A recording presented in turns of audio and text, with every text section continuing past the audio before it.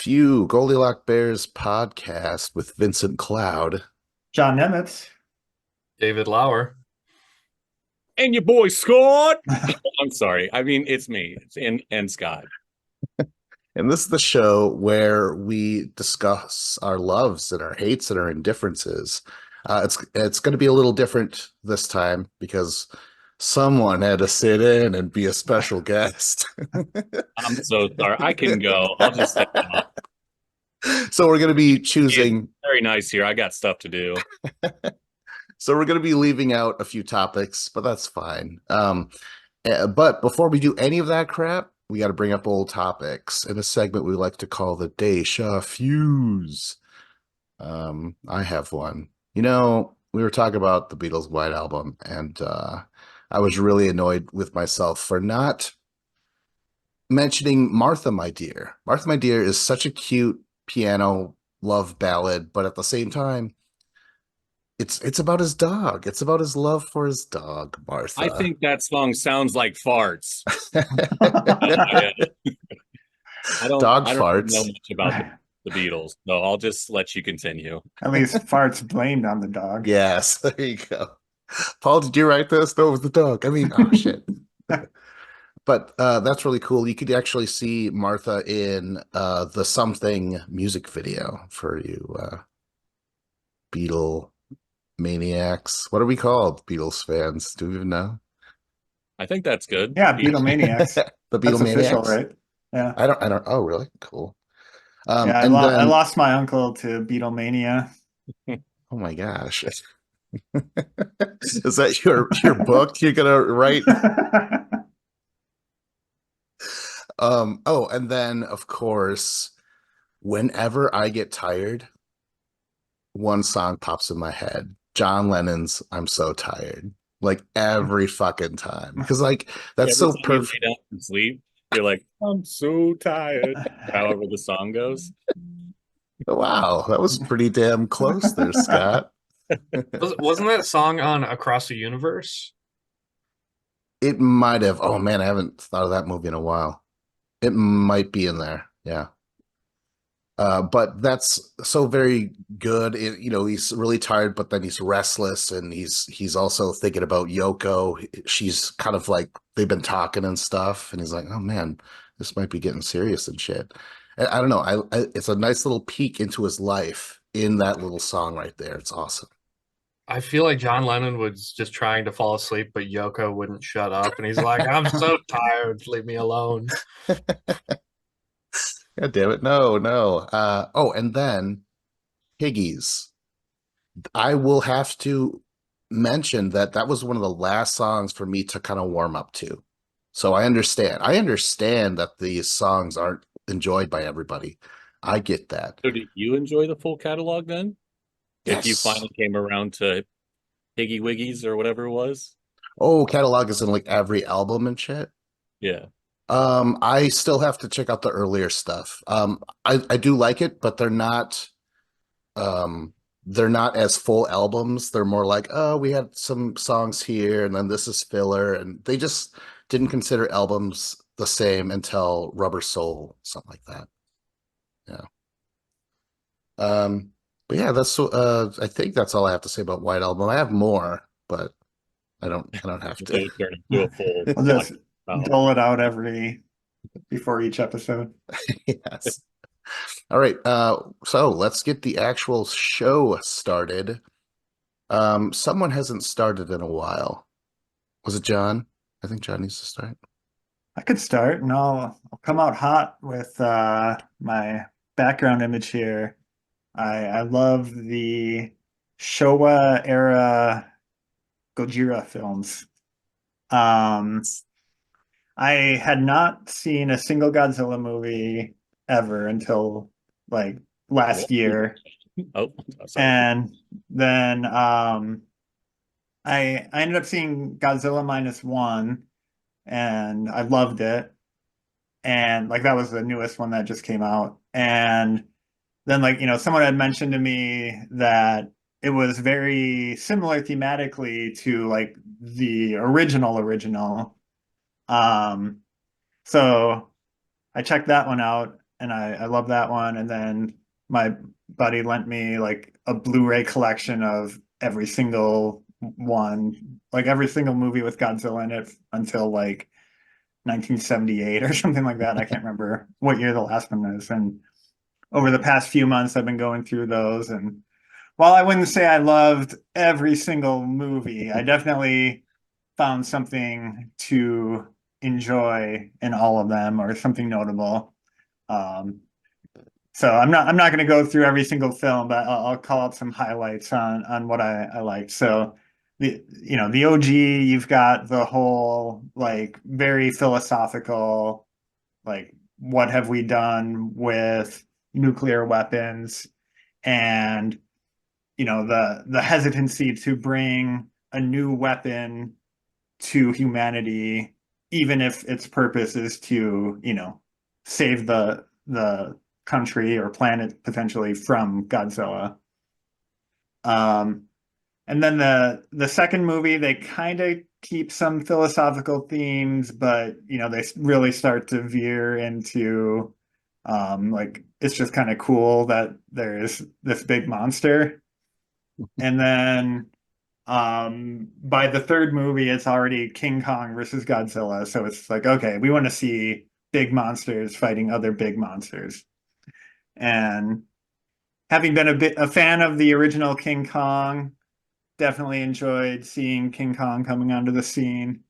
I loved, even though they're maybe racially insensitive, I found myself very like mesmerized by all like the music and drumming and everything that all like the native island people did. And I loved that King Kong had lightning powers for some reason. um as far as like the other monsters that come into play, big fan of Mothra, and in both forms, the moth form and the larval stage, and um, the tiny little twin princesses or whatever who come from Infant Island where Mothra lives, just inexplicably, but they show up and they like communicate with Mothra, and then Mothra communicates with like the other monsters. I wish you had like a little slideshow in the background going through each one. Yeah. Um, I'll skip a couple now. The invasion of Astro Monster, like very much struck a different theme. There's like these like weird people in the beginning who turn out to be aliens, but it feels very much like a Twilight Zone episode, like just the eeriness of these people and the interactions, and then how it turns out, like they're actually controlling one of the kaiju, and by this point, like Godzilla has already become a hero in some senses and is fighting off like these other monsters that are attacking humans. Um, then like Son of Godzilla comes along, and um, Godzilla's son is so derpy and incompetent, and just kind of funny, and like I can't remember if it's destroy all monsters or all monsters attack, but one of them takes place completely in the imagination of this little boy who is dealing with bully issues. And um, similarly, Son of Godzilla is dealing with a bully on Monster Island, so they bonded through that. But yeah, then we get like into some of the robot stuff with like Mecha Godzilla and all that stuff, and just fun to watch. The At some point the monster fights are just like professional wrestling matches between guys in rubber suits, and rock ping pong or rock tennis becomes a big theme in a lot of the fights where they're just like smacking rocks back and forth at each other. But yeah, they're all like, I've never had like a bad time watching one. They're just always fun to put on and see like, oh, what's gonna happen in this one. And I really loved how like the people of Japan just become so immune to how crazy everything is. It's just like, oh, Godzilla's back. Oh, and it's Rodon. Like, oh, and they're fighting each other. Like, they're not surprised by anything at some point. I couldn't tell you which ones I've seen, but I have seen a few over the years, and like you said, they're never not entertaining. It's always just it's kind of like some harmless fun in a way. Oh yeah. Dave, did you ever see any of these? I've seen like a little bit on TV, but not a whole lot. Are these on like TMC Classics on like HBO Max? Yes. Yeah, definitely some of them are. Okay, because I know I've seen some on there, and I know that I've like put one on, but it's one of those things that I've put on, and then when my wife walks in the room, she's like, "What is this? Turn it off." So Or I gotta try and watch it again. Dad. Um, uh, I would want to add, John, not rock tennis, but more like rock badminton. Notice how the rocks stay up in the air for a while. That's true. Yeah, they do have a floaty quality to them. Well, I grew up on these movies, man. Specifically King Kong versus Godzilla and Sea Monster and Megalon. I know I've seen a Mecha Godzilla because I remember thinking that was really fucking awesome looking. He has all those rockets from like every fucking orifice and uh, uh finger and shit like that. But I will say though, King Kong versus Godzilla is King Kong is horrifying. You know, like his yell, his howl is up there for me, like almost as scary as an American Werewolf in London howl. You know, if you guys know your howls out there. But like it's really scary. I think the way he's put together is weird. Like his fur is like this matty orangey, like it doesn't look appealing, but he's just so you know, that's King Kong. After a while you're like, oh, that's, you know, undeniably him, because he fights that octopus and shit like that. And yeah, that was gross. I really like these, but I'm surprised you liked them, John. So you never wanted to watch them when you were a kid, or what? Um, yeah, I mean, I guess not. I don't know. A bit snobby, you think? You were just like, oh, it looks dumb. People liking Um, toys. when I was a kid, like I pretty much only ever watched comedies, so that um, and not things that are ironically funny. Um, oh, so I've I want to go rewatch some of these other Godzilla movies, but I'm like, you know what? I've never seen the first one. So I did watch that. And holy shit, like it was hardcore. It showed like people actually dead from all the rubble, you know? Hmm. It showed families like, okay, we're gonna die. We're gonna see father in heaven and shit. And the kids are like, are we really, mom? And he's like, oh yeah. You bet your ass. And then the fucking when the women uh chorus, all those women are singing that prayer. That was amazing looking. In yeah, Let Live With Me for a while. But Yeah. it's so bizarre to go from that very scary dramatic horror movie to like Godzilla's just wacky and stuff. And Yeah, yeah. kind of clumsy, kind of yeah. Oh man. I really need to watch now that I've seen this first one, I really need to watch Shin Godzilla. Yeah. Yeah, I haven't watched that one yet either, but I definitely want to. And I also want to go back and watch like just like Mothra and like see like the origin story of some of um Oh yeah. the side kaiju. So are you interested in any of the newer ones, like the one coming out this week, or you just kind of stick with the old school? I mean, I'm definitely going to pay way more attention to any that come out than I would have previously, for sure. Have you seen any of those? Like, oh, okay, so specifically why just this era?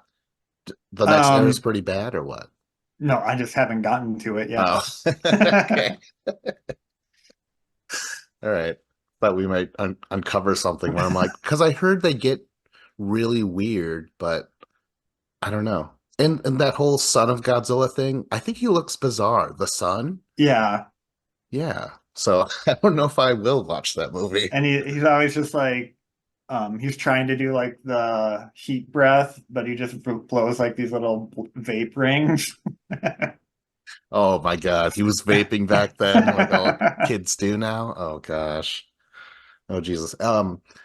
Man, I could go on about these movies, but how did you feel about Jet Jaguar, our first ever Jaeger? Loved him.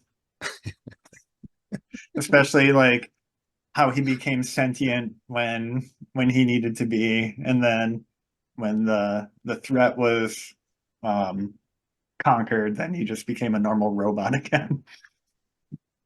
I never saw any movie with the golden guy behind you, the king. What's his fucking name? Oh, The Ghidorah. three-headed. Yeah, I've never seen a movie with him in it because after a while I just stopped watching these movies. But I saw him in the American Godzilla King of the Monsters, and he was really awesome in that movie. So I want to go back and watch actual movies with him because apparently he's like the main villain. He's like the Joker to Godzilla's Batman. Yeah, Well, and that's what I hear. he comes from outer space, Oh my so gosh, you know. that's great. I was also surprised like how many of the storylines were aliens All right. or people, I guess, from under the sea. Don't watch Matthew Broderick's Godzilla 97, I think. Don't watch it. Don't do it. It's an abomination, man. I second that. It was really bad. Mm. No, I Or can't skip just one. oh no, don't do it, man. Actually, you know what? All these American Godzillas, they don't seem to do it. Like I think the closest one we've had was the Bryan Cranston one, but I didn't think it was that great. I don't know. I thought it was disappointing. Yeah. Eh. Well, segue challenge. Someone do a segue so we can change topics. Nope, not gonna do it. So there's Wow. other Godzilla So movies. defiant. So let us smash through this town and on to a bigger topic. Scott, go ahead. All right, let's do your hate. Oh, unless you wanted me to choose. I I could think go. your hate's a good topic. It's a Yeah. fun one. All right. Oh my gosh. Okay, so we were talking before, like, should we drop some topics? And I was thinking maybe I'd drop this one, but it's fine. I will discuss this. I hate pickup I'm not going to lines. twist your arms. Ow. You don't want to do it. Ow. You're like sitting there just mad. I guess we'll do it. Fine. What a bully. Okay. I hate pickup lines. From what you can tell from the sitcoms and all that shit, they're like these corny lines, right? Like, did it hurt? And she's like, what? What? Get away from me. Ew. Spray. That's as far as I get in those pickup lines. But it's like, first of all, they're almost always cheesy, the ones that I hear. And I'm like, I'm not a cheesy man. Like I believe in originality when I'm trying to tell jokes and stuff. So it has to happen organically. I can't just come in with a line like ever. I also I wouldn't be interested in a girl who would fall for such a pickup line. You know what I'm saying? Like don't fall for this line of bullshit. DJ Matty Nice, who I've recorded with before, when I lived with him, he kind of introduced me to the night scene, as it were. And holy shit, that motherfucker would go through the bar and fucking he could get turned down 12 times, but he'd always get at least the one yes. And he's like, see, that's how it goes, bro. I'm like, no, I couldn't handle all that rejection and all that shit, But he doesn't mind it. In fact, he likes to go after the more meaner girls. Like he makes he's DJ is an interesting man. But he would just have all these lines already. All these fake ways of like, oh, I noticed, hey, like he would always make it seem like he's stumbling upon some subject matter or something, right? And fucking some girls fall for it. I think that's a little different than the corny pickup lines, but those are like just straight up lies to me. Not Like I just necessarily. I feel like they're not falling for the line. They're just seeing that you're interested in them. So they're uh, like, okay, yeah, let's have a conversation. So if you did a line and they fell for it, it would be because they're like, oh, this boy is adorable and he's talking to me. So let's convo it up. Maybe you look at it from that perspective. Yeah, I well, think it's they're just going to acknowledge that you have the confidence to go talk to them. And I think I like pickup lines because they've evolved into just like a joke or like a style of like a joke where you say it and it's corny and it's cheesy and it's meant to be at this point. Like, and it's just like, okay, what kind of like stupid, clever joke that's just like 2 sentences long can you come up with, or did you find? Like, you can go on the internet and just find like a million of them, I'm sure. Yeah, my But favorite one I've heard is, "Hey, are you Magic the Gathering? Because I could see myself wasting thousands of dollars in the better part of my 20s on you." oh, that's amazing. I think that would work more on a man. Worked on me. I always Oh thought my it would be God. like, I've never done one of these little pickup lines because I'm a huge pussy, and but I always thought of a way out. It would be like, hey, can I get you a drink? And if they said no, just start crying, like fake crying. Oh, okay, all right, that's fine. But then just go back to normal, like, all right, you're fine. See ya. I like it. A little acting reel you give them. Yeah, this is the kind of humor you're missing, Hitch. So wait a minute. Dave, you said you like them. Have you used them? Is that how you are Oh married no, today? no. Oh. I am super confident talking to women when I'm just talking to three guys. I'm super confident about it. But you take me out of this bubble and you put me into a bar with a bunch of girls, I'm just gonna stand there and just not say anything. Like, I don't know. I've never been one for approaching women in any way. So like I met my wife, we just happened to be coworkers and I would just find a way to like hang out with her. And then I was kind of like George Costanza, where I'd like try and say something funny and then be like, all right, gotta go, leave it on a high note. See you guys later. And I would just like try to say like one funny thing just so she would be like, who is that guy? He's mysterious and kind of funny, just to leave a good impression and then walk away before I like, reveal too much of my unfunny awkwardness. And it worked. What about you, John? Have you used these dreaded pickup lines? No, absolutely not. You're more like, I'm slowly going to insert myself into this woman's life, and before she knows it, you're living with her. You know I'm what? gonna sneak in with a good 3 to 5 years of platonic friendship, and then That was started. Was it friendship at first? yeah, it You see, was. there's nothing wrong with that. And if anything, that's my fucking tactic. Slowly beat you down throughout the years. And then they're like, that Vince guy, he never really hit on me. He treated me like a human being and shit like that. If anything, he seems like he thinks he's the hot one out of the group. You know what I mean? So, and Oh, what a tactic. dude, I'm serious when I'm saying that.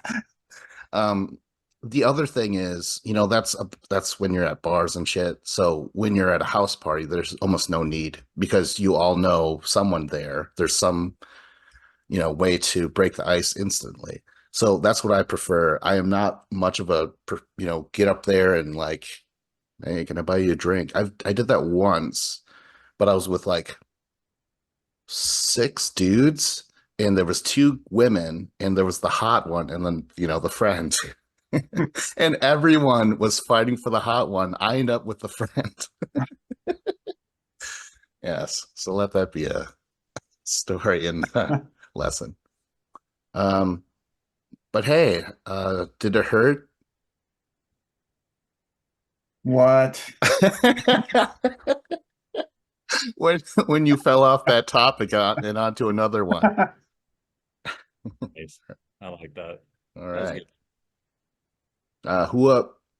All right, Scott, pick another one.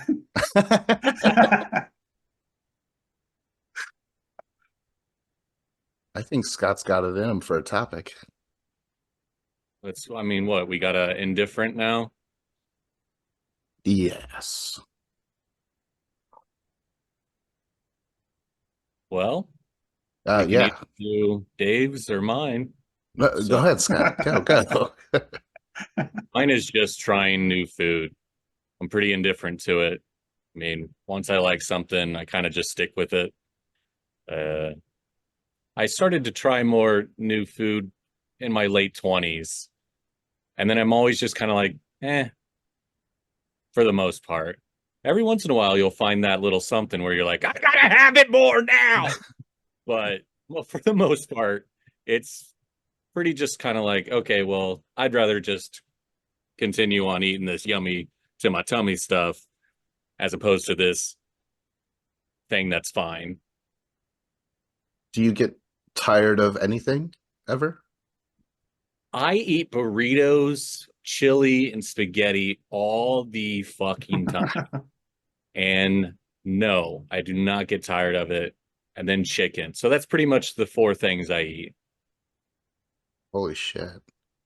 Well, I'll add something really quick. You mentioned chicken. So because of my eating habits are probably just like yours, Scott, where I'm like, I want pizza, chips, beer, just keep them coming, get a chocolate, whatever I fucking want at all times.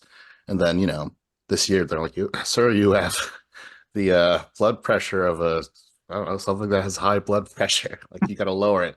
And he's like, you got to cut out beef and pork and start eating chicken. So that's been a huge change. So I've been eating a lot of like new stuff, variations of old you didn't favorites. typically eat chicken. Like that wasn't kind of in your rotation. Chicken wasn't. It was. It's just that I love my tacos and I love my pizza, this and that. And as soon as he was like, oh, you gotta cut down on all this, chips, all that shit. So now it's all about new stuff. I even today just made like chicken tacos. So it's something to think about. Make some chicken tacos. Yeah, I want to. I've just been going to like Taco Bell or any Mexican restaurant with chicken tacos. That has been the one thing I've been eating like for a month now. Lots of chicken tacos. Yes. Is So your yeah, doctor aware that vegetables exist?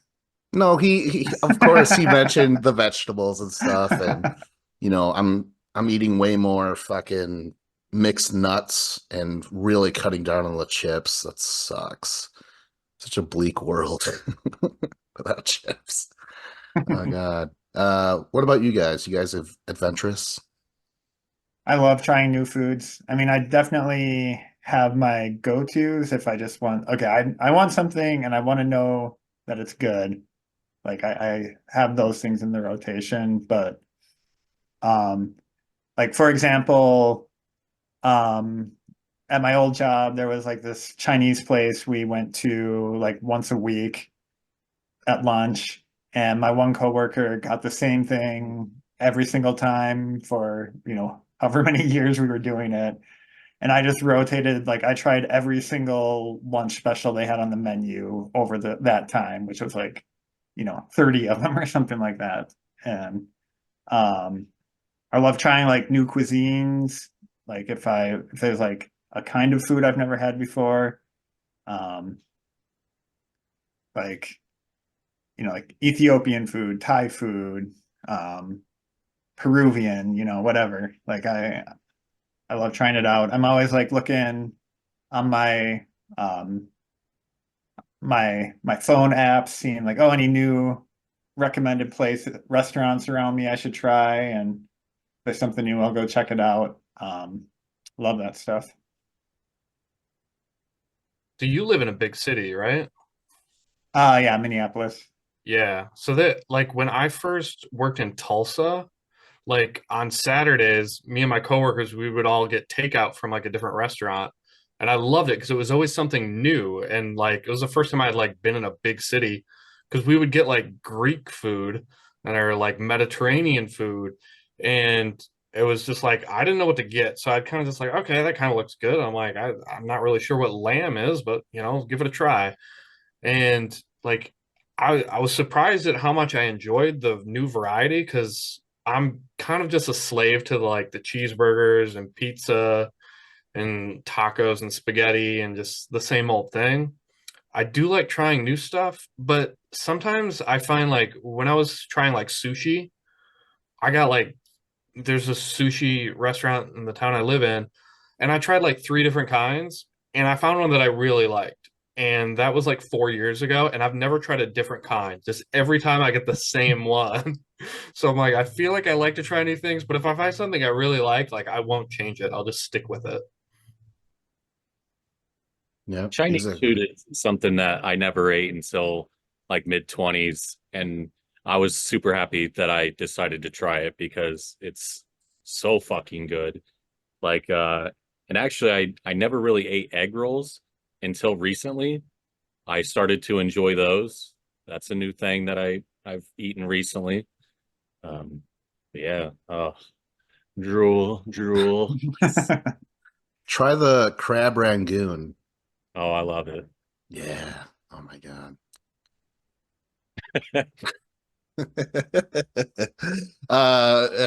Anything else? Segue challenge.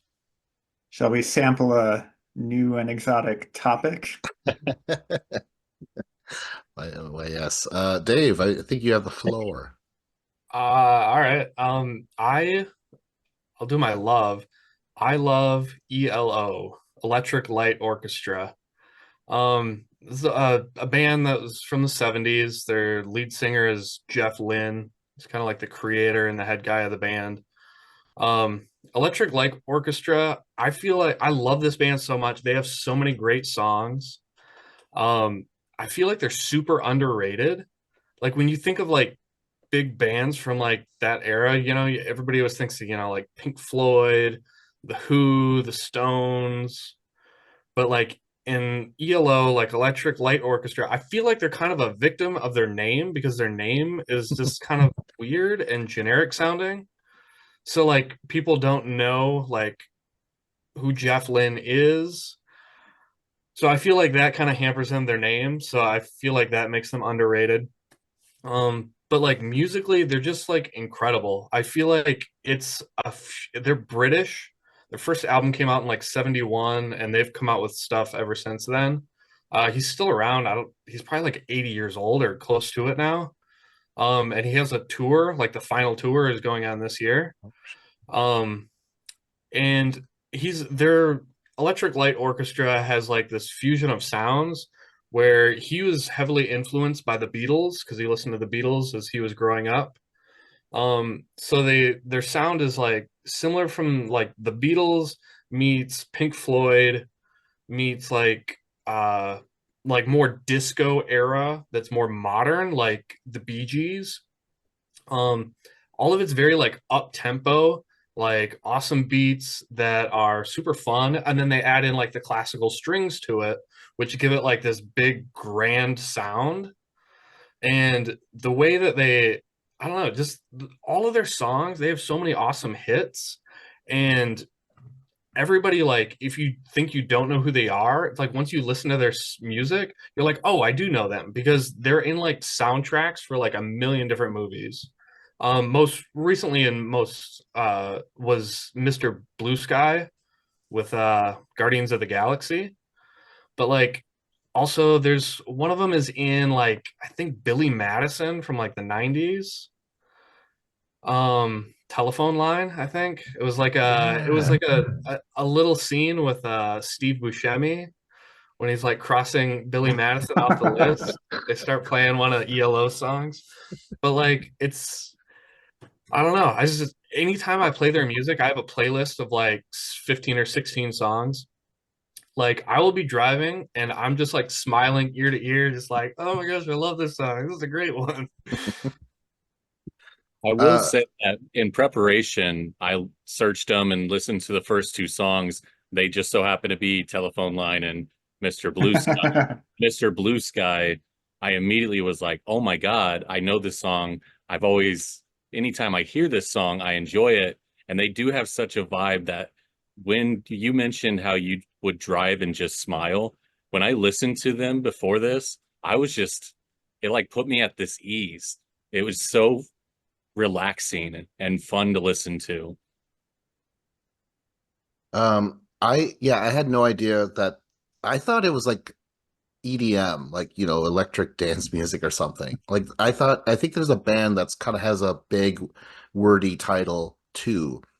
But as soon as I played it, I'm like, oh, this song, this song, this song. I had no idea that was from the same band, but I really liked it. Positive, very upbeat, like you said. It really reminds me of Supertramp. They're from the 70s as well. Oh my God, their stuff is good too. Um, Strange Magic, I think. Like that. I just love when they actually get to that part. That's so good. Had no idea they had Evil Woman from Austin Powers Goldmember, where I'm like, oh, now I just picture Frau Barbissina and Dr. Evil making out. I'm like, oh, gross. I forgot that song was in that movie. Oh my god. And then yeah, just oh, Don't Bring Me Down. And then it's like Bruce, like that. Jesse and I, an old friend of ours, like we would sing that part just because that thing. It was so fun to sing along with the falsetto and shit. It was great. That's what I was gonna say. Rockin' beats, falsetto harmonies, synth pop rock, like so good. Turn to Stone. Love that song. Um, I had never knowingly listened to them, similar to what you were talking about. Um, but what's that Out of the Blue, that album? Like I think that's gonna go into my regular rotation going forward actually now because there's so many good songs on that one alone, even. Oh, I'll have to check it out. Oh, Dave, how did you discover this band? Was this like from childhood, from your parents, or college? So like I think I was listening or I was watching the movie American Hustle with like Bradley Cooper and Christian Bale. And I don't even remember the numbers. It's 10538 Overture is a song that is like in the movie, and it's just like this really cool like theme music. I don't know, it's just a bunch of strings and it just sounds like really grand and epic sounding. And like I was listening, I'm like, oh, that's awesome. So then like I searched them based off of that song. And then I bought a record player and I was at a record store and I was looking up Electric Light Orchestra. Or I mean, I saw it and then I started looking and I was like, where's that one song? Because I only knew the one song from that movie. And then I found like a greatest hits album that had that album on it. And I bring it up there. And the guy who owns the record shop, there was like 4 or 5 ELO records. He looks at, he's like, oh, which one did you get? You know, because I was looking at all the ELO records. And he saw it and he looked over, he's like, oh, this is a good one. And I don't know if he was just saying that or if he actually agreed, but like this album was really good. So I listened to it and it had like Evil Woman on there. And I had always heard that song on the radio and I never really liked it. But then on like repeated listening, I was like, actually, this is a pretty good song. And then more recently, what did I hear? I think it was either Do Ya or Living Thing. And I love Living Thing. It's such a cool song to me. And I started to just go through all of their songs on Apple Music, like from their most played and just going down. And I was just shocked at how many of the songs I knew. And I was like, man, I didn't know they did this song. And then it just kind of snowballed. Um, one of the reasons I liked it was just the positivity and the beats. It made me feel really happy. And also I felt a little bit of regret because the last time I said I liked an album, it was Linkin Park, Minutes to Midnight. And like I feel like that is kind of like a depressing album to listen to. So I felt like if you guys listen to that, I needed some redemption to be like, hey, here's some positive music that's not going to make you depressed. Depression is fine, dude. Radiohead, I listen to that all the time. So I'm ready for it.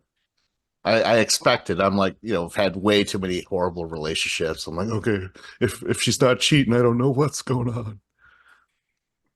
Kidding, but One other one other soundtrack for a movie they're in is Kingpin, my favorite sports bowling movie. which scene? Which one?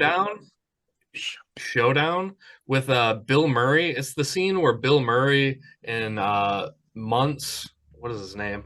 Munson? Munson, yeah. When they're going for the showdown and they're one on one, it's like towards the end of the movie, and it's they're broadcasted by ESPN reporters, and they're having their thing, and it's like a showdown, and he's got like they had like the coolest montage where Bill Murray's hair, his toupee is like flapping in the wind, and it's just like the funniest movie scene, and it has an ELO song in the background, and I'm like, man, this is perfect. That's great. Well done. Segue challenge. Let's Anyone? go ahead and groove on to another topic. Johnny, All you back right, up? I can I'll go with my hate, which is how skeptics are portrayed in like media, like in films and books and shows and stuff. So specifically, like if you think about shows that ostensibly take place in the real world, except there's, some element of magic to it. And there's always like some guy who like, oh, I don't believe any of this stuff. This is bogus. And then is proven wrong because in this movie, there is magic. So this just happens over and over again in all these things. But like in the real world, there aren't these magical one-off scenarios. So like the skeptics are actually correct, but they're just, getting shit on by every movie out there.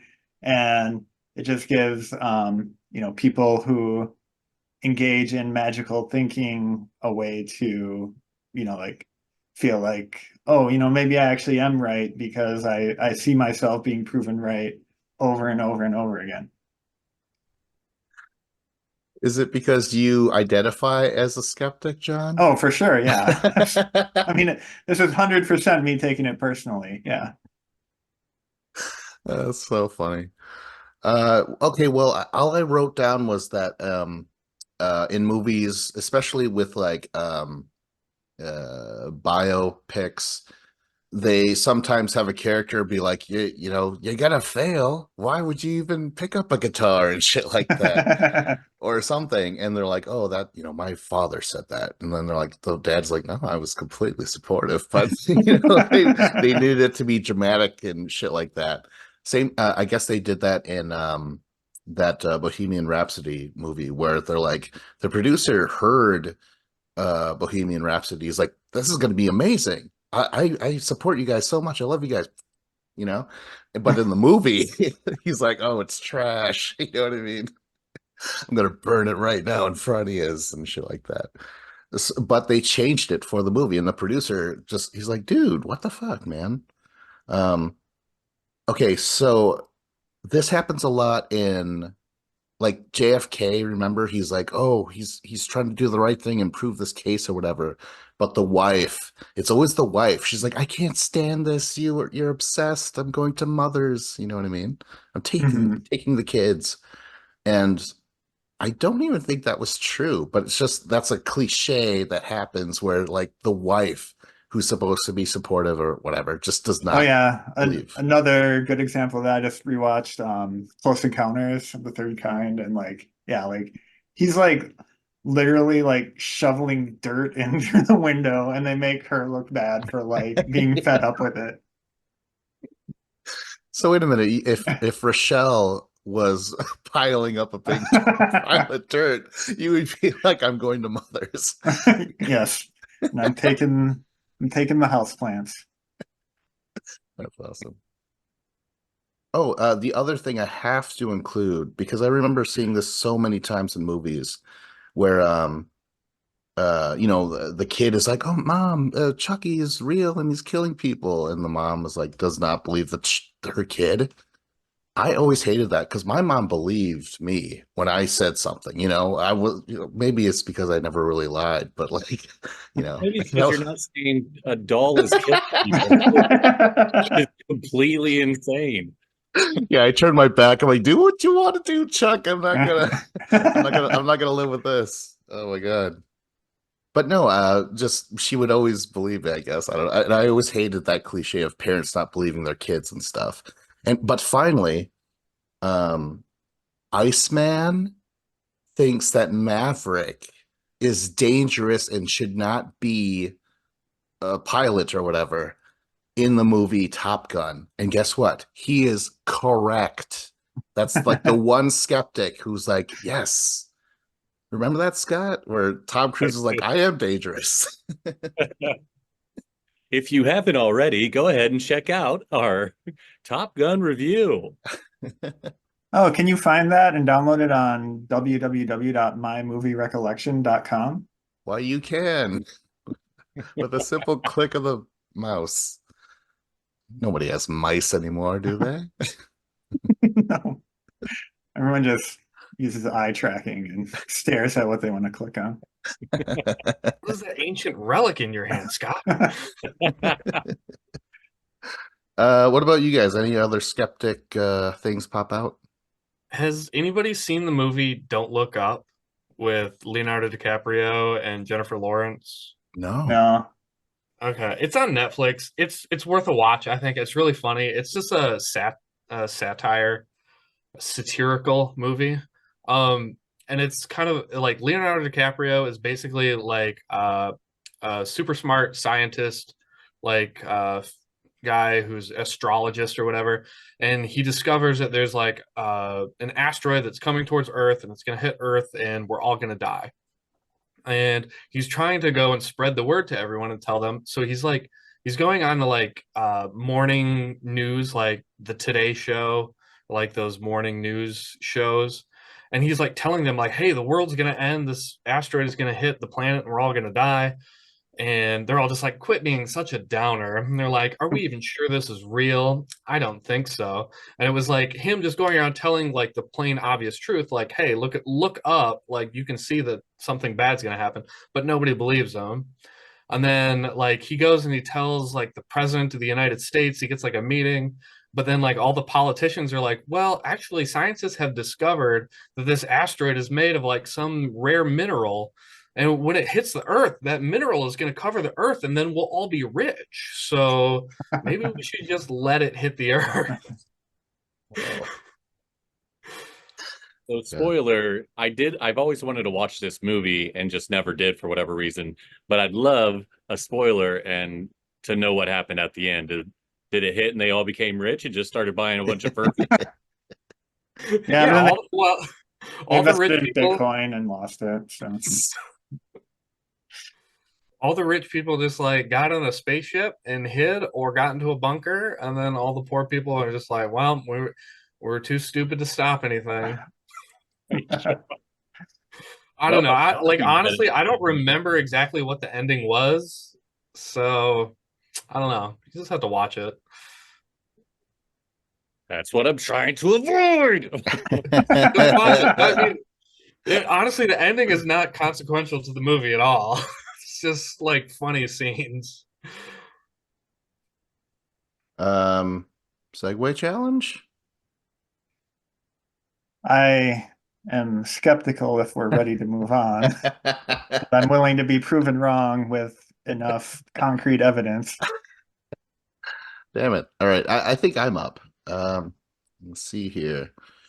Ooh, I want you guys to choose which one, my love or my indifference. I love paintball. I'm indifferent to superstitions. Well, I mean, you have the background and stuff. It would seem kind of silly for you not to do that and just have Oh, the background.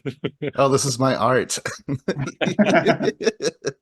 All right, fine. I I honestly will. didn't realize that was paintball. I just thought it was an art piece. Like yeah, or a what's that board game? Um, Left Foot Green, whatever. A Twister. Twister. Yeah. All right. Well, I'll discuss my love. And I love fucking paintball, guys. I've only did this once, but that's all I needed. I fucking it was for a bachelor party, and a coworker that was a friend, tie into Dave's thing.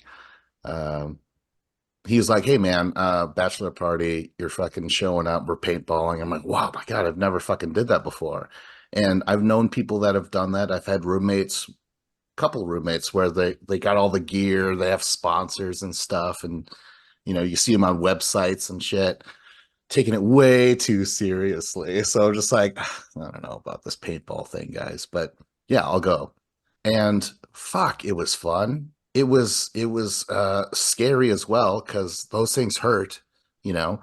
So you're immediately put into the mindset of like, any war movie or shoot 'em up thing that you've ever seen. You start thinking like, okay, what do I gotta do? I gotta get low. And when I fire, I got to fire quicker than the other person, shit like that. Oh, let And me write that down.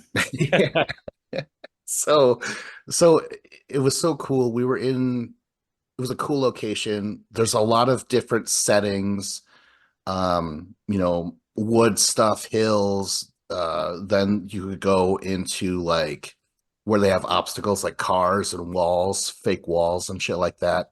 That's more fast paced, which was fine, but I preferred like going through the woods and shit like that. That was really cool. Um, so again, I have to say that it hurts. Like that's the one thing where it's like, oh God, you really don't want to get shot, and you kind of feel bad when you shoot someone as well. You really start like, oh my God, I hope this doesn't stick with me like some sort of PTSD or something like that. I don't want a 1,000-yard stare after this.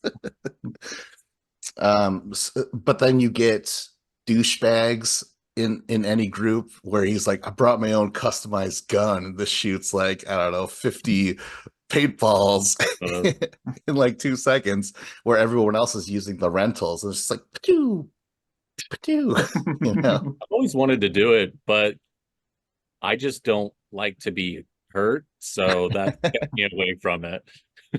No, I have they're this weird emotional. thing. They're emotional bullets, Scott. I have this weird, unusual thing where I don't like pain. I don't know.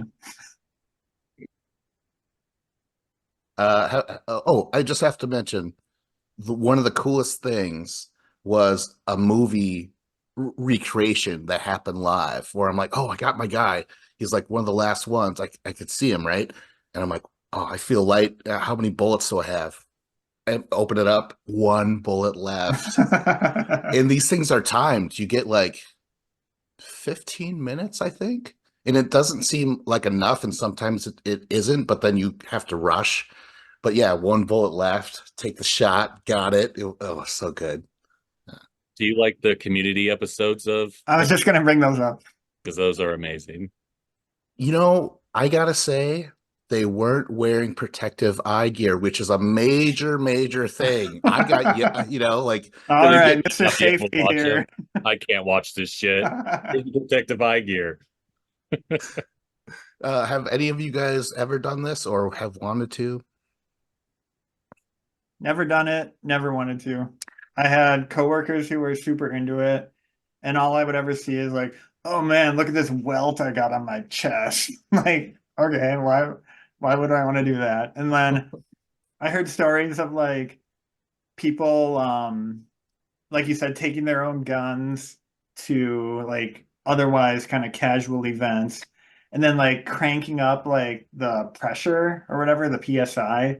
So they're like shooting way harder than they would ever need to, and just like actually like hurting people and like, yeah, I'm just like, I don't need that. Um, what about you guys? No desire. Like if I was like, motherfuckers, get in. We're gonna go paintballing. You wouldn't. There's no way I'm going. Like Oh I've done it shit. like twice. It was horrible.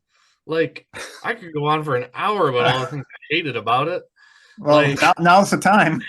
okay. All right. So you touched on a couple points where you go there for fun, like a casual person like myself or you, and you have your rental, and and then somebody goes to the trunk of their car and pulls out their like, their $400 paintball gun, and then you're there with strangers, and you're there with your friends, but then there's like, well, you only have 5 people you're with, and then there's another group of 5 people. You're like, all right, we'll go against each other. But then the other team is like way over competitive. They're not trying to have fun. They're like people who play like too much Halo or Call of Duty, and they're just like, "Oh, come on, we're gonna just destroy them." And like we're just trying to play like a normal game where you're on that side, we're on this side, and we're just gonna try and eliminate people. But no, they're like walking outside of the play area into the woods, like over What? through the parking lot, and they snuck up all the way behind us, and then they all just shot us in the back, and they're like, Uh, haha, we win. And we're like, you there's like boundaries of the course. You can't just like leave, but they're like, oh, we won. And Yeah, they're just well, like a bunch of Charlie didn't follow the douchebags. boundaries of NAM, so why should I? Exactly. That's probably what they're saying. Those assholes. I don't know. It's just, there's tons of douchebags, and it's unless you have like a group of guys that you know and you can play with that are not going to be like assholes and be good sports. It just sucks the fun out of it because there were some instances where we were like playing in the woods and there was tons of like leaves and like down trees, tons of good places to hide. And like the hide and go seek aspect of it was the best part, where you're just trying to stay hidden and like camouflaged, and then someone walks by and you just pop up and you can, shoot them in the back of the knee or something. That was really fun, but just I don't know. The people just kind of ruin everything for me. that's a nice way to take someone down. Just shoot the leg. That I that feel like it's the worst place to shoot because then you're gonna have a hurt fucking knee and you're gonna be walking around like, damn, Dave, damn it. Can barely walk now. Well, it's great if you shoot them in the back of the thigh or like the ass, because then they'll just and they'll either like fall down to a knee or they'll just kind of there's like an involuntary like yelp someone will make if they get shot in the ass and they don't see it coming.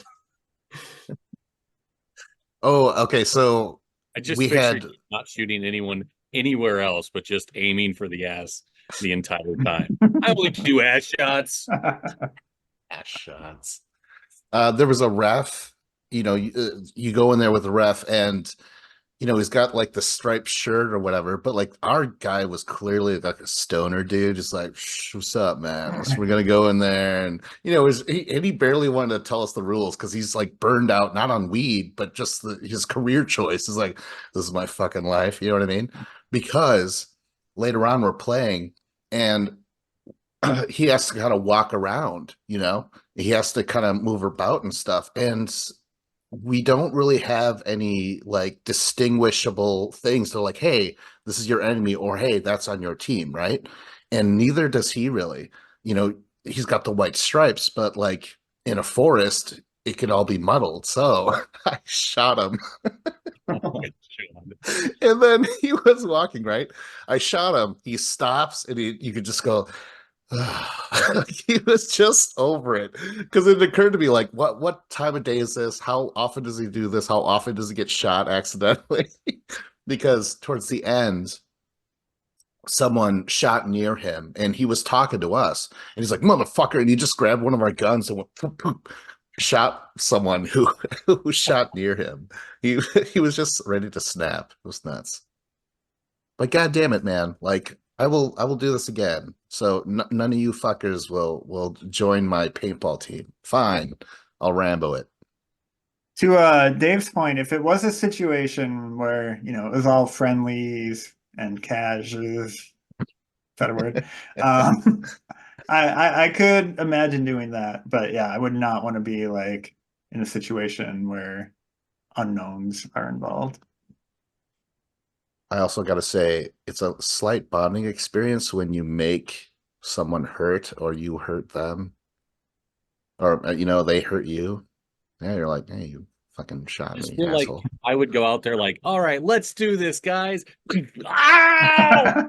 And then be shot immediately and go, well, this fucking sucks. Guess I'll go sit on that log.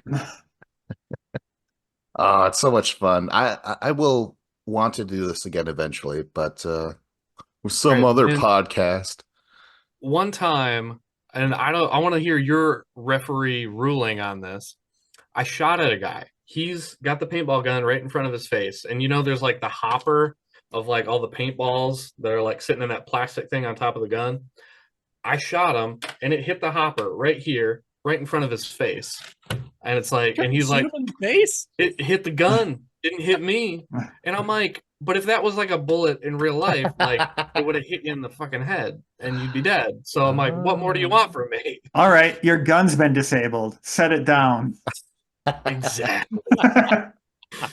Like if this was Call of Duty, that would be a headshot, and you'd have to go back to your spawn point. All right. The paint has to make contact with I think that was in the rules, Dave. Dave, I think you would have been, you're lucky. You would have been kicked the fuck out and banned for shooting a guy in the head. Headshots is fine. Like I said, as long as you're wearing your eye protection, guys, yeah, it's fine. Looking at Fucking- you, Joel Everybody's McHale. hiding behind something, and everyone's just like peering over, and then they'll poke their head up, and then they'll hang back down. It's super annoying. Yeah, I've seen that professional paintballing or whatever. It doesn't look fun at all. They've taken all the joy out of that because they're just so like moving like fucking Navy SEALs or something. You know what I mean? Yeah. So no thank you. You know what? I won't play paintball ever again. All right. Segway challenge. Shall we reconnoiter and rally our troops and Swap out our air cartridges. Yes. Scott, I believe you're next.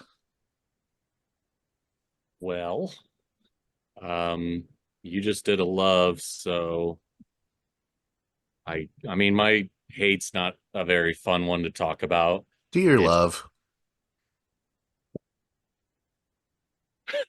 You know what? I just might. I mean, I will. So, my love is Adult Swim shows. Those are the animated programs at the end of the evening on Cartoon Network. And I first saw them when I was about 14. I saw an episode of C Lab 2021, and it was an episode where they go back in time. Stormy keeps fucking things up, and they keep getting blown up into the past and over and over. And it was just the funniest thing to me. My small little brain had never seen anything of such. And from there, I started watching like Space Ghost Coast to Coast, where he interviews celebrities, and Awkward Teen Hunger Force. And I just bought into the whole thing. Everything about it was amazing. All these programs were so funny. They had old stuff from the WB that didn't make it after a season, Mission Hill, The Oblongs. They started showing stuff from Fox, like Family Guy and Futurama, shows that like Future or Family Guy I had just gotten into as well around the same time, about season 3. And it was just a beautiful time for me in discovering new programs. And there's never been a time I feel like that moment where I found so much in one place that just really wet my whistle or poked my pickle, or I don't know how you would say it as a normal person. And I still to this day can't get enough of them. I'll throw them on every once in a while. I'm with this group online that they do torrents where someone will have taped an entire night from 2007, and it'll just go play through these episodes, and it's like I'm back as a young adult watching Tom Goes to the Mayor and Oh, I was gonna the shout that one movie, out. just so good. There's so much about like there's very little from that era that I did not like. And as the years go by, there are still ones I gravitated towards, like Xavier, Delocated, and some that just I never really got into, like 12-ounce Mouse. But from there, C Lab, you get Adam Reed, the creator, and then you go and follow his career, and then suddenly he has a new show called Archer, and you're like so excited, and I started to follow their careers and to see what else. Frisky Dingo, I could go on. It's just I love all these shows so much, and I'm probably going to have to watch them now after this podcast. Yeah, those were like a staple for me in college, especially I had a night security job. I had to like patrol the dorms when everyone was sleeping from like midnight till 7. So instead of doing that, I would just go in like the rec room of the dorm and sit and watch Adult Swim for an hour and then like move on to the next dorm and then watch it there for an hour and move on. So yeah, like the most of the shows that you mentioned were like of that era and are yeah, really got me through some boring nights. Burglaries were on an all-time high. I gotta mention home movies. That's from UPN or some shit. I don't remember, but they were picked up by Adult Swim, and I love home movies. It really struck a chord with me.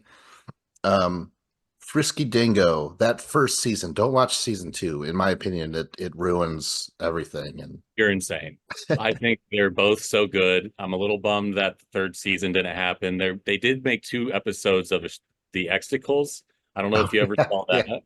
but those guys were so boosh, like just so funny. Oh yes. Metalocalypse. I really like that. It's if anything, that's helped me kind of appreciate metal, if anything. I'm like, ew, gross, it's loud and angry and shit. But without them, I probably never would have checked out Megadeth, and that was awesome. Um Joe Pera Talks with You. This is not animated. This is one of their live action things. It sadly it got canceled after 3 seasons, but I recommend that show. That was gonna be a future love, Joe Pera. That's such a great show for me. That is that I never actually checked that show out. He's more of like the low talker, right? Like kind of nice person, Yeah, goes around, does something. I don't know. Like I said, I haven't really seen it. I recommend it. I like it. And then what do I gotta say? Finally, Venture Brothers. That was going to be Oh yeah. a future indifference to me Oh personally. really? I wish they could stop referencing everything and come up with an original thought once. I don't know. This is a future indifference. Like I said, I'll save it. I really liked like I remember watching like when I was like a younger kid, I would always watch like Rugrats and Doug and Our Real Monsters and stuff like that. But then like my dad would always say, "Why don't you watch something educational? Turn off the cartoons." So like in my head, I just kind of listen to them and I'm like, I'm an adult now. I need to stop watching cartoons.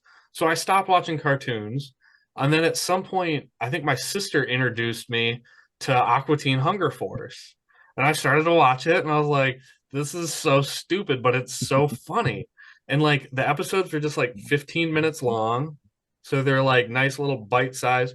And it was the whole thing was just great because the whole vibe on that channel, like all of the advertisements and like the lead-ins to the episodes and the advertisements for other shows, it all had the same vibe.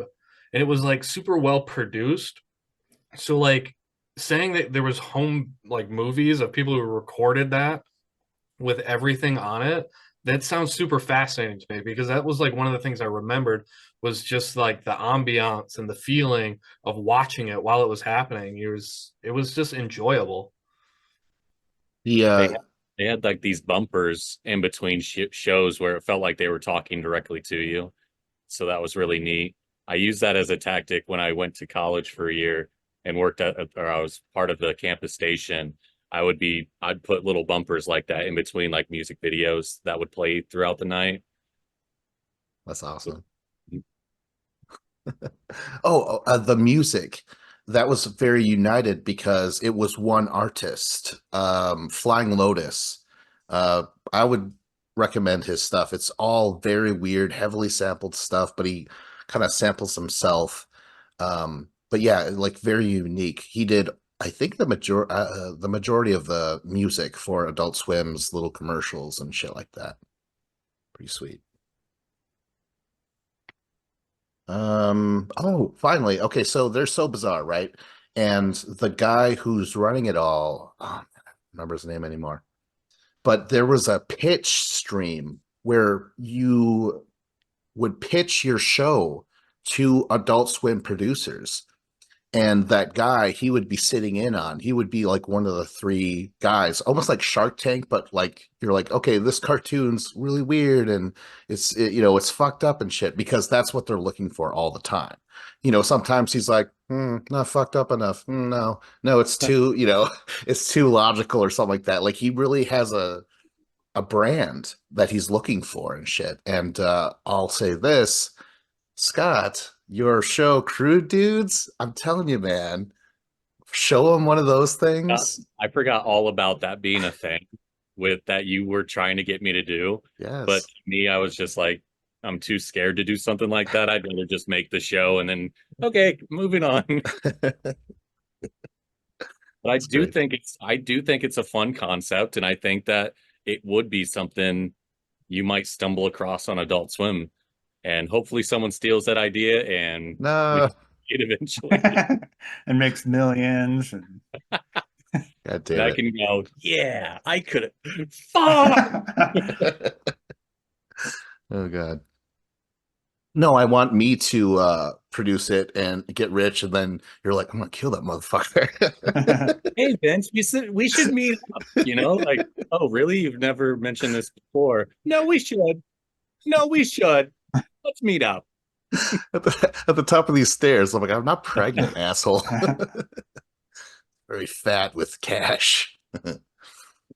All right. Segue challenge. The bump. Let's swim on to the next topic. Oh yeah. Dave, bring us back home, or whatever it's called, whatever the term is.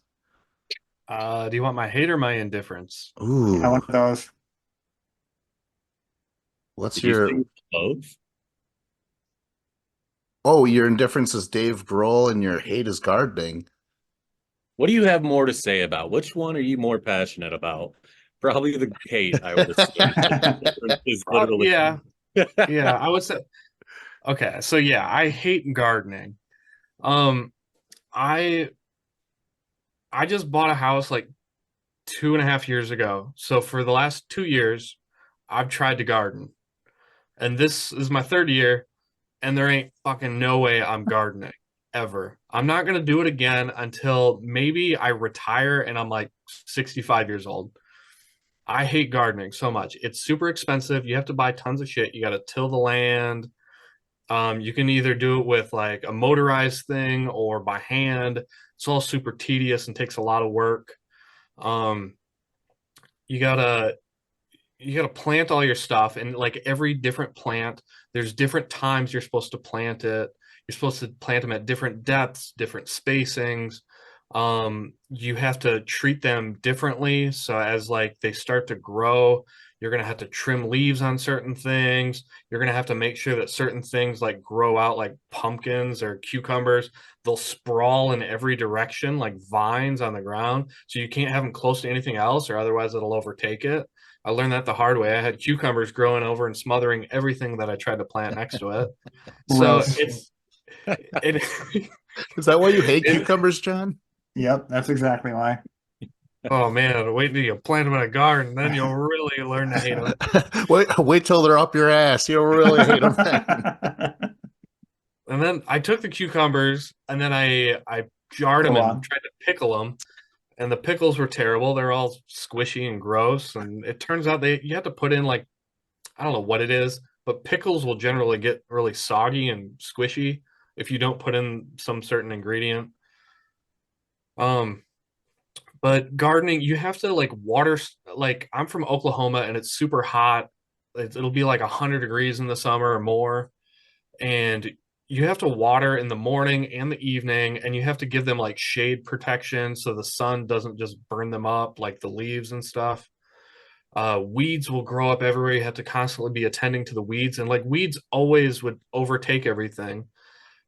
And it got to the point where I put down, like I got like landscaping, like plastic tarps, and like we're not supposed to like put plastic next to our foods because of like microplastics and stuff like that. But I'm like, if it stops the weeds, it'll make gardening easier. So I put all this plastic sheets on the ground, and then I covered it with mulch so that way the weeds wouldn't grow.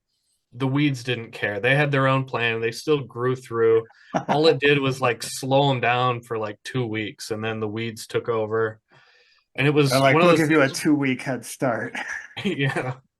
It was like I was doing fine with the garden, but then I think I like left and went on vacation for a week, and then I came back. And when I came back, it was just in disrepair. There's nothing I could do to fix it. And it was like I know I spent hundreds of dollars at Lowe's on mulch and soil and fertilizer and all these different accessories, like different sprinklers and just all of this for just some produce. And I can just go to Walmart and get produce there. So why am I wasting my time? I have two questions. What made you want to try gardening, and why in the fuck would you want to do it at 65 when it sounds this? Well, I feel like it's a full-time job. So like if I was 65 and retired, I would have the time in my day to actually put towards the effort. And I've learned that there's a better way to do it rather than just planting stuff in the ground. People have like raised flower beds with like their own soil and fertilizer in it, and that will cut down on the weeds. Um, and it just makes maintaining them a lot easier. You're not down on your hands and knees. You can have them like, waist level, like 3 feet high. So being retired and having the time to do it, and also hopefully like when you imagine yourself retired, at least in my head, I'm a little delusional. So I'm like, I'll have the money to buy things, which I know I won't. I'll just be like, I'm pouring on Social Security. Now with I'm no old money and to- poor. Yeah. And what was the other question? Oh, like my sisters they're from Wisconsin, and they both have really nice gardens. However, they don't work full-time jobs, so they have the time to do it. So that's probably why their gardens look really nice and mine looks like crap. And they have kids who help them garden. So they'll be like, hey, go down this row, pick all the weeds in that row. And they'll kind of make it like a family outdoor activity. But yeah, I don't have any helping hands or anything. Childhood labor. So one of the perks of having kids, put them to work. Wasn't that the whole thing with farmers? Like, Ma, we need ranch hands. Spread them. All right. I'm sick and tired of this, Grandpa. That's too damn bad. Ah, gross. Oh, gardening, not the making babies. Okay. Well, just Scott, have you gardened before? And is there a desire? I have gone, no. Wait, are you asking me, have I gardened before? Yeah, Or- or Exactly what any- he's asking you. I'm confused. And so what you're asking me is, no, I have a friend that does it. My dad likes to do it, but my dad doesn't work, so he has the time. And my friend kind of gave up on it. So I think that he kind of had a similar experience of, this isn't going as well as I thought it would. And I just never had an interest in gardening whatsoever. So I wouldn't say that I hate it, but I would give it a good suplex if I could pick up the ground, because I don't care at all for it. And I guess I'm indifferent. I grew up with a in Eau Claire. Our grandpa, he liked to garden, so I think he might have instigated it, where he's like, "Hey, we're gonna have, help grandpa with the peas and the beans and stuff like that." So really awesome memories of that as a kid. I think it's like 5 years old and younger, something like that. But then when we moved to Nilsville, where we were at, the ground would not, it was a cruel mistress, as the sea says, or the sea would Did say. What the your fuck? Shit. did your seeds struggle to find purchase in the unforgiving soil? Yeah. Oh my God, it sucked. Yeah, the soil just was not right for it. Although trees are there, I don't know. I guess the dirt has to be like brown and rich. This was more clay.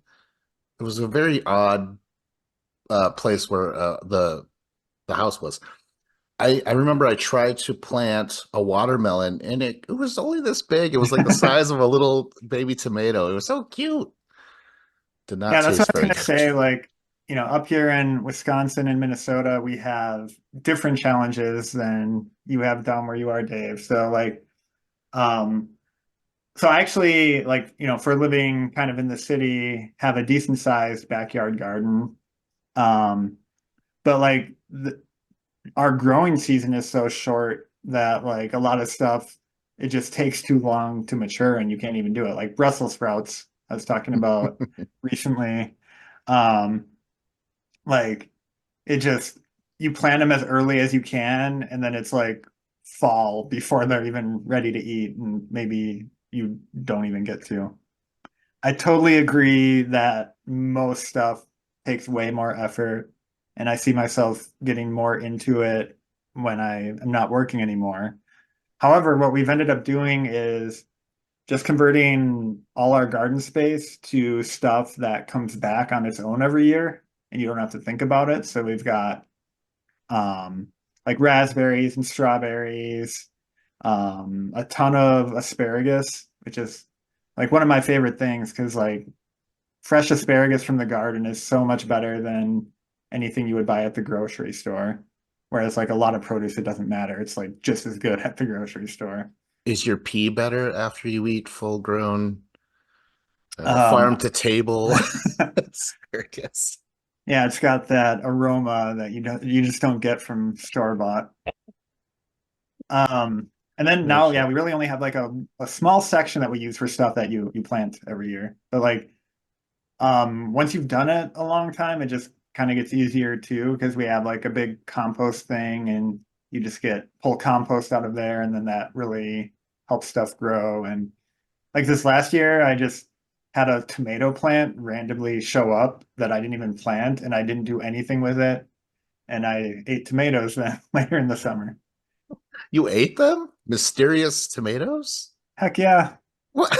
Have you never seen Attack of the Killer Tomatoes? I, Oh God. I don't believe in stuff like that. Cut to you being squashed by a giant tomato. But yeah, we get plenty of rain here, so I like rarely like if I forget to water, it's usually fine.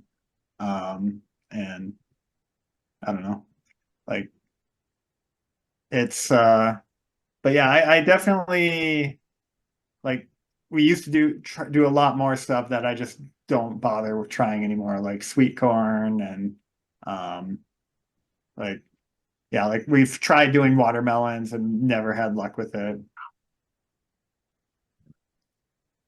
I do think gardening's neat. Like when my friend or my dad would talk to me about what they're growing and how it's going and showing me the progress, I think it's pretty neat just to kind of see all that. But yeah, I could never be partake. Yeah, I feel like a lot of people, like whenever they talk about it, it's like they're always have these great stories and it's like romanticized and it's like, oh man, it was so great. I got this and this. And they make it like seem like it was easy. And I'm like, oh, I can do that too. And then I'm just like, no, it's like I can't do that. I'm a failure. I've tried and I've tried. And like now this year, I'm just like, well, I think I can plant some pumpkins because pumpkins are they'll grow and you don't really have to put a lot of effort into it. They'll kind of just grow on their own, and you can water them some. But if you don't water them for a week, it's not a big deal. Don't give up, Dave. Don't give up. This is your year. This is your time to shine. No, like now my thing in my yard is I have a mole in my front yard, and it's like that freaking gopher from Caddyshack where I just can't freaking catch a thing, and I'm spraying castor oil in the front yard, like trying to deter it, like run to the neighbor's yard, get out of here. So if that doesn't work, I'm gonna have to find some dynamite. Yeah, exactly. I was like, Dave, you got to start thinking like an animal. And